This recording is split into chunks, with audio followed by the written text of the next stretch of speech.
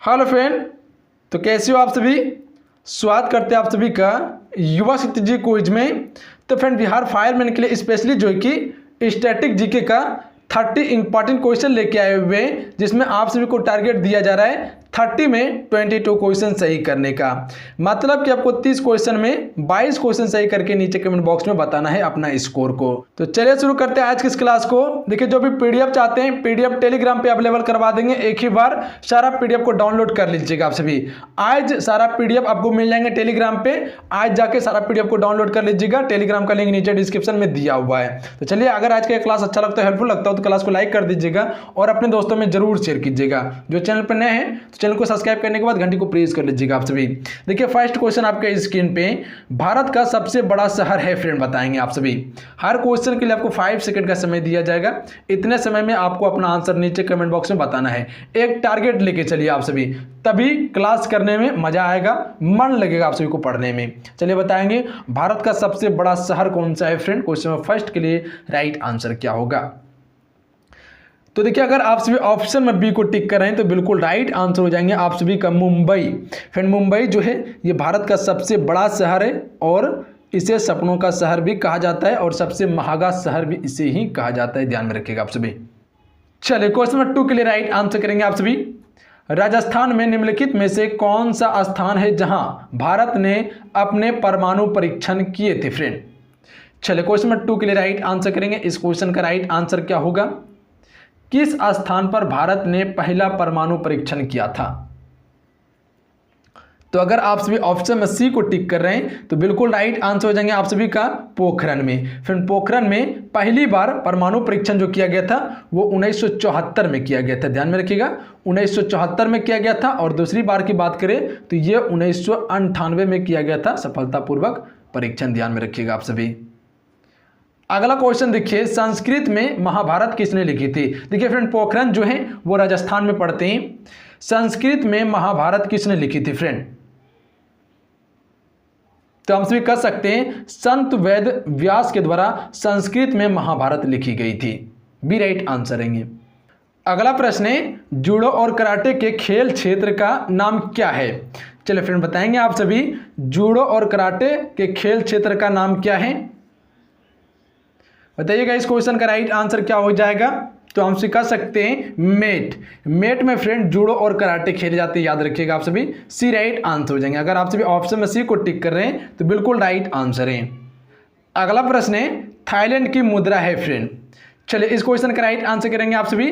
Thailand की मुद्रा का नाम क्या है। जैसे कि भारत की मुद्रा का नाम है रुपया, जापान की मुद्रा का नाम है येन। चलिए बताएंगे आप सभी थाईलैंड की मुद्रा का नाम क्या है।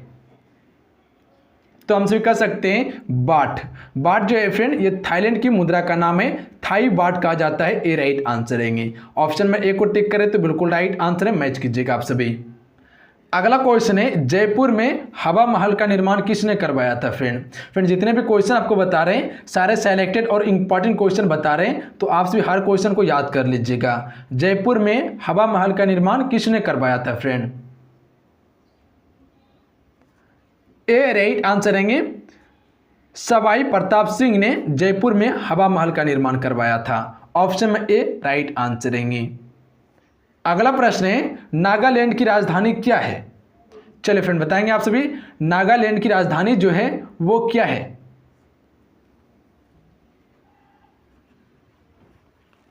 अगर आप सभी ऑप्शन में बी को टिक करें बिल्कुल राइट आंसर हो जाएंगे कोहिमा। कोहिमा जो है फ्रेंड ये नागालैंड की राजधानी है। दिसपुर जो है ये असम की राजधानी है, दिसपुर। गंगटोक जो है ये सिक्किम की राजधानी है। इम्फाल जो है ये मणिपुर की राजधानी है। ध्यान में रखिएगा आप सभी।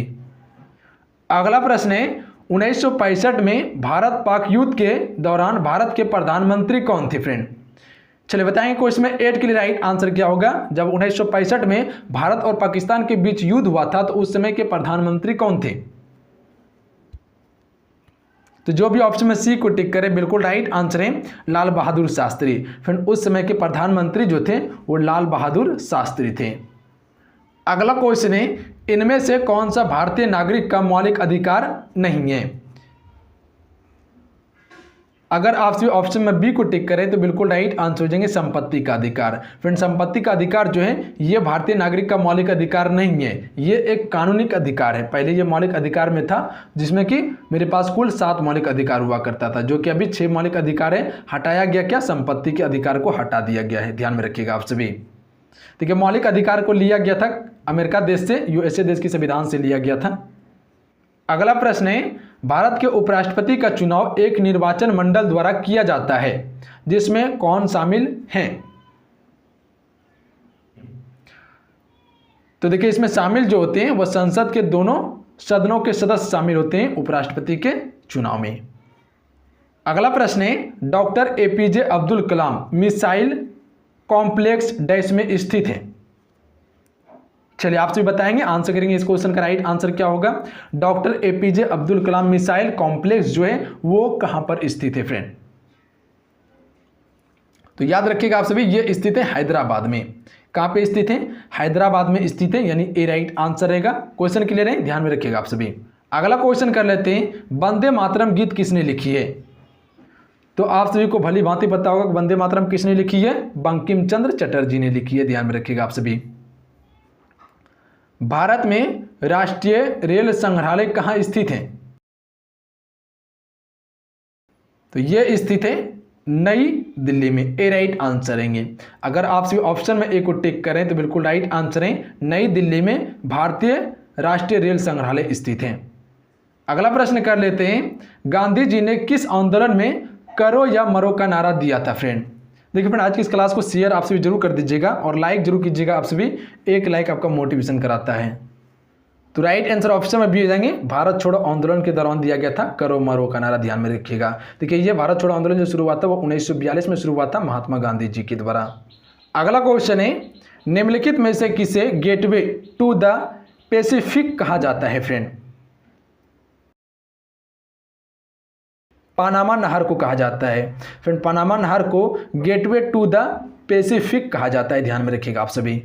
अगला क्वेश्चन है, डिस्कवरी ऑफ इंडिया पुस्तक के लेखक कौन है? मोस्ट रिपीटेड क्वेश्चन है, बताइएगा आप सभी। डिस्कवरी ऑफ इंडिया पुस्तक के लेखक कौन है? तो इसके लेखक हैं जवाहरलाल नेहरू। अगर आप सभी ऑप्शन में डी को टिक कर रहे हैं तो बिल्कुल राइट आंसर हो जाएंगे, जवाहरलाल नेहरू ने डिस्कवरी ऑफ इंडिया पुस्तक की रचना की थी। अगला क्वेश्चन है, पृथ्वी दिवस किस दिन मनाया जाता है? डी राइट आंसर रहेंगे 22 अप्रैल को। फ्रेंड, 22 अप्रैल को हर एक वर्ष पृथ्वी दिवस मनाया जाता है। अगला क्वेश्चन है, सुंदर पिचाई किस वैश्विक प्रौद्योगिकी कंपनी के वर्तमान में सीईओ हैं? चलिए बताएंगे, सुंदर पिचाई जो है किसके सीईओ हैं?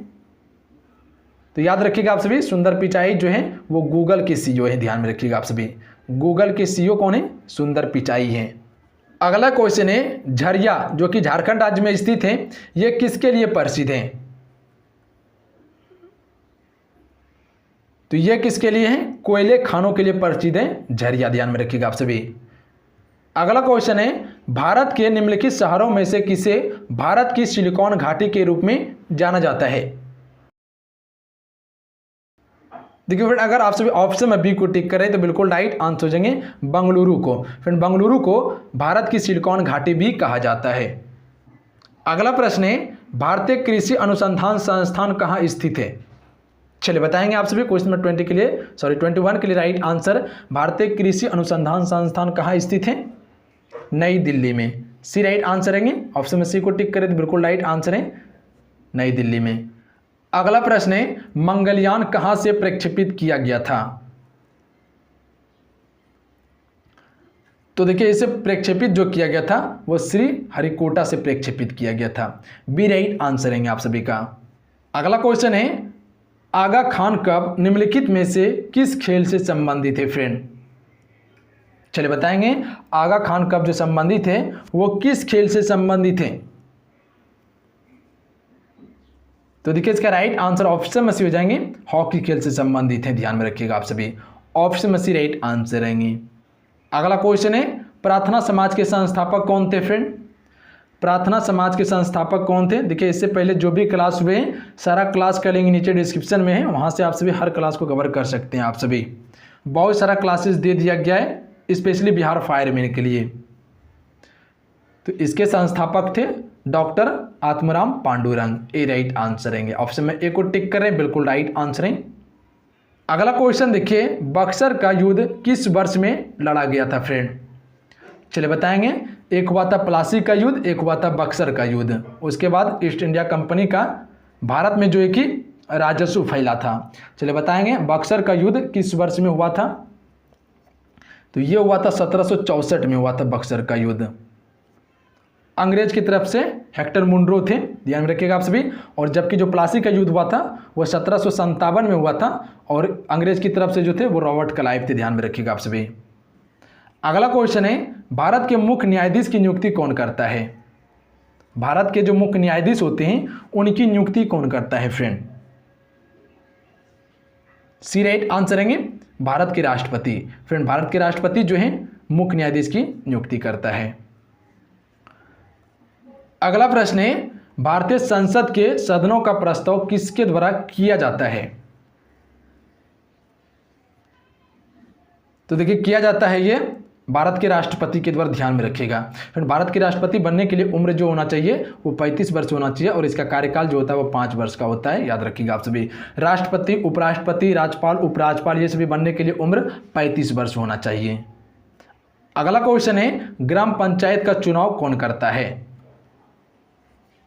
तो आप सबको पता होंगे भली भांति ग्राम पंचायत का चुनाव कौन करता है? राज्य चुनाव आयोग करता है ग्राम पंचायत का चुनाव, यानी बी राइट आंसर रहेंगे। अगर आप सभी ऑप्शन में बी को टिक कर रहे हैं तो बिल्कुल राइट आंसर हो जाएंगे।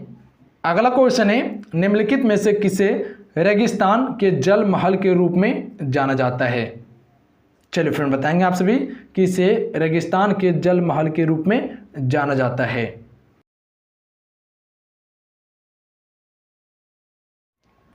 तो यह जाना जाता है बटाडू का कुआं बाड़मेर को जाना जाता है। ए राइट आंसर रहेंगे, बटाडू का कुआं बाड़मेर को जाना जाता है।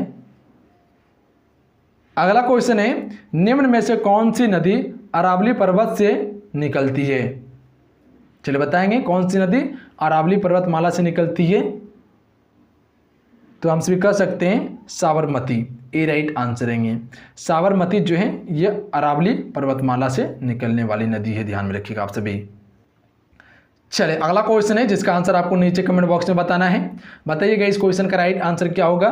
ब्लू माउंटेन पीक भारत के किस राज्य में स्थित है? 4 ऑप्शन आपके स्क्रीन पे दिए हुए हैं। 4 ऑप्शन में आपको अपना आंसर नीचे कमेंट बॉक्स में बताना है।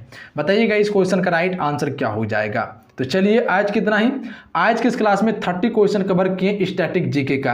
चलिए देखिए 30 क्वेश्चन में जो आपको टारगेट दिया गया था उसे आप सभी पूरा किए हैं या नहीं। अपना स्कोर नीचे कमेंट बॉक्स में जरूर बताइएगा। स्कोर बताइएगा तभी लेवल का पता चलेगा। तो स्कोर आप सभी अपना नीचे कमेंट बॉक्स में जरूर बता के जाइएगा। तो चलिए आज कितना ही। अगर आज की क्लास अच्छा लगा, हेल्पफुल लगा तो क्लास को लाइक कीजिएगा और अपने दोस्तों में जरूर शेयर कीजिएगा आप सभी। और अगर अभी तक चैनल से नहीं जुड़े हैं तो चैनल से जरूर जुड़ जाइएगा और घंटे को प्रेस कर लीजिएगा आप सभी। तो चलिए जय हिंद, वंदे मातरम। अपना ध्यान रखिएगा, पढ़ाई करते रहिएगा। जय हिंद।